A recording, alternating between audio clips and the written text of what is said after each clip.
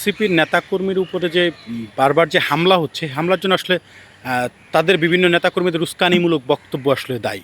এবং একই সাথে তারা যে বিষেধাগার করছেন রাজনৈতিক এবং রাজনৈতিক শিষ্টাচার বহির্ভূত যে আচরণ কিংবা যে বক্তব্য, বিশেষ করে নাসিরুদ্দিন পাটোয়ারির মুখ থেকে আমরা যে ধরনের বক্তব্য শুনছি, একেবারে বিভিন্ন রাজনৈতিক দলের সিনিয়র নেতৃবৃন্দদেরকে কটূক্তি করে তার যে কথাবার্তা, এগুলা তাকে আসলে আমার মনে হয় যে নাসিরুদ্দিন পাটোয়ারি দিন দিন রাজনৈতিক কালপিটে পরিণত হচ্ছেন।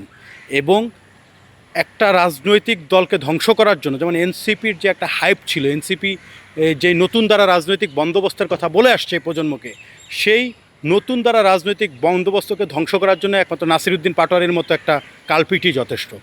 এবং নাসিরুদ্দিন পাটোয়ারির এই ঔদ্ধত্যপূর্ণ বক্তব্য রাজনৈতিক দলগুলোর মধ্যে বিভাজন সৃষ্টি করছে এবং একই সাথে রাজনীতির যে সৌন্দর্য এবং রাজনীতিতে পারস্পরিক যে সম্পর্কের যে জায়গাটা, সেটি নষ্ট করার জন্য নাসিরুদ্দিন পাটোয়ারির এ ধরনের অবান্তর কথাবার্তা দায়ী। এবং একই সাথে নাসিরুদ্দিন পাটোয়ারির এই কথাবার্তার মাধ্যমে হয়তো সে ভাইরাল হওয়ার চেষ্টা করছে, কিংবা এ ধরনের কথাবার্তা বলে সে হয়তো নিজেকে, আমার যেটা মনে হয় যে নাসিরুদ্দিন পাটোয়ারি এ ধরনের বক্তব্য দিচ্ছেন, সে হয়তো কোনো একটা দেশি অথবা বিদেশি এজেন্সির কাছে, এজেন্সির মাধ্যমে কিংবা এজেন্সির হয়ে সেই কথাগুলো বলছে। এবং এই যে বাংলাদেশের যে এখন যে স্বাভাবিক রাজনীতি, সুস্থ ধারার যে রাজনীতি কিংবা পারস্পরিক যে সহাবস্থানের যে রাজনীতি, এই রাজনৈতিক পরিবেশ নষ্ট করার জন্য কোনো একটা এজেন্সি কিংবা দেশি বিদেশি কোনো একটা ষড়যন্ত্রকারীদের ট্র্যাপে পড়ে নাসিরুদ্দিন পাটোয়ারি এগুলো করছেন। সেটি হতে পারে অর্থনৈতিক কোনো অর্থনৈতিক লাভের মাধ্যমে, হয়তো সে টাকা পয়সার লেনদেন হতে পারে, কিংবা কোনো একটা ক্ষমতার প্রলোভন তাকে দেখানো হয়েছে। এ ধরনের অর্থনৈতিক প্রলোভন অথবা ক্ষমতার প্রলোভন দেখিয়ে তাকে দিয়ে কেউ না কেউ এটি করাচ্ছে বলে আমরা মনে করছি।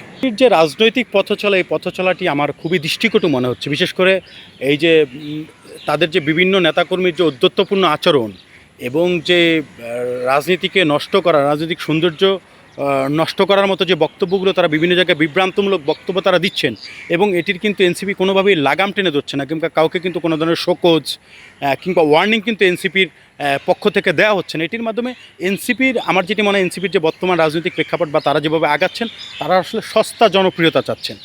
এবং তাদের যে একেবারে ম্যাসিভ লেভেলে তাদেরকে যে মানুষ গ্রহণ করছে না, এখন তাদেরকে ভাইরাল হওয়ার নেশা ধরেছে এবং বিভিন্ন ধরনের ঔদ্ধত্যপূর্ণ আচরণের মাধ্যমে তারা একটা বিশৃঙ্খল পরিস্থিতি সৃষ্টি করতে চাচ্ছেন। এবং আমার মনে হয় যে এনসিপির শীর্ষ নেতৃবৃন্দের ইন্ধন রয়েছে সেক্ষেত্রে এ ধরনের বিশৃঙ্খল পরিস্থিতি সৃষ্টি করা এবং এ ধরনের কটূক্তিমূলক বক্তব্য দেওয়ার ক্ষেত্রে।